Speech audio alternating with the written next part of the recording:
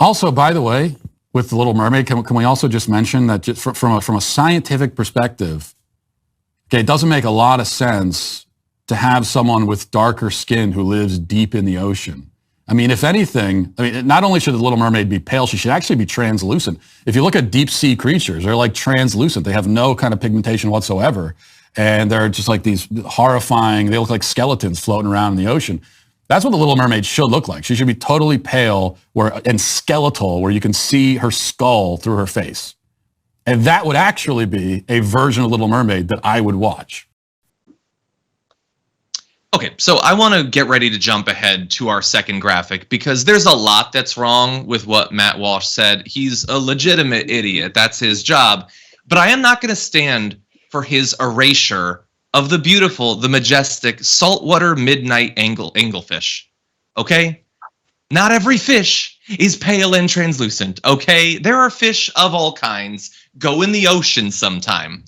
But jokes aside, the important part is that this is how he has decided to greet a black woman being cast as the Little Mermaid. And there, he's joking. He's not serious. That's not his actual position.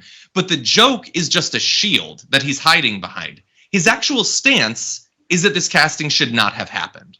That there should not be woke casting, diverse casting. Women should not star in movies. They should not be superheroes. Black actors and actresses should not play the parts that he thinks should be played by white people. So he doesn't want to have to actually defend that because that's an abhorrent position to have. So instead, he jokes about translucent skin under the sea, while all the time encouraging an audience that has already, for instance, given that trailer of The Little Mermaid 1.5 million dislikes.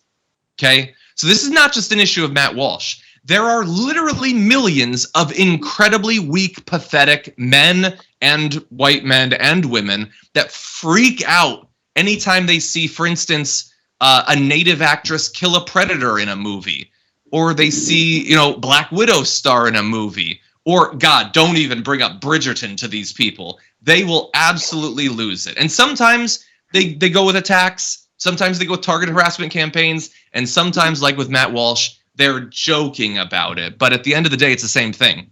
They're trying to make movies, TV shows, art a province of only white, straight people. These people are fools, John, just absolute fools. And by the way, Little Mermaid is not for him. Memo to him. This is not about him. So the fact that you want to center himself, grow up, dude. Grow the F up. It ain't about you. This is for little kids. But yeah, it just reminds us as how much further we need to go as a society when it comes to images of power, images of beauty, and that Black people and other people of color have to put up with this foolishness all the time. There was a great Instagram post. I was trying to find it, but this one lady put, and this is sad on his face, but I understand her point. She said something like, after all the Africans you guys threw into the water, talking about this transatlantic slave trade, why are you surprised that there would be Black mermaids? Now, the truth of how she framed that, the sadness behind, it is true, the transatlantic slave trade. Sharks used to follow the slave ships, because of that. But her point is well taken, even in a very sad and crass way, that what is wrong with you people? So that was a hard way of telling a very real truth. It's really sad, John. I'm telling you, this makes me leap out of my skin as well. And I want to share something really quickly. God, I hope we have time for this. But when I was in high school, I tried out for a play, and I'll make a long story less long. And it was Charlie Brown. And I tried out for Lucy, and I was the best Lucy. I know that, but I didn't get the part. And when I asked my drama teacher why I didn't get the part of Lucy, he said to me, "Lucy ain't Black." I was in the 9th grade. So for me to see these little Black girls and brown girls be so thrilled to be able in their young childhood see a mermaid that looks like them, it means the world, because this kind of stuff works on your mind and your subconscious, and there are memories that you will never forget. But yes, even though I was the best, and the drama teacher said that, I forgot that part. He said, yes, you were the best, Lucy, Nina, but Lucy ain't Black. And thank God since then, we've had Black Cinderella, played by Brandy. I mean, a lot has changed, but we still have a longer way to go. This matters, John.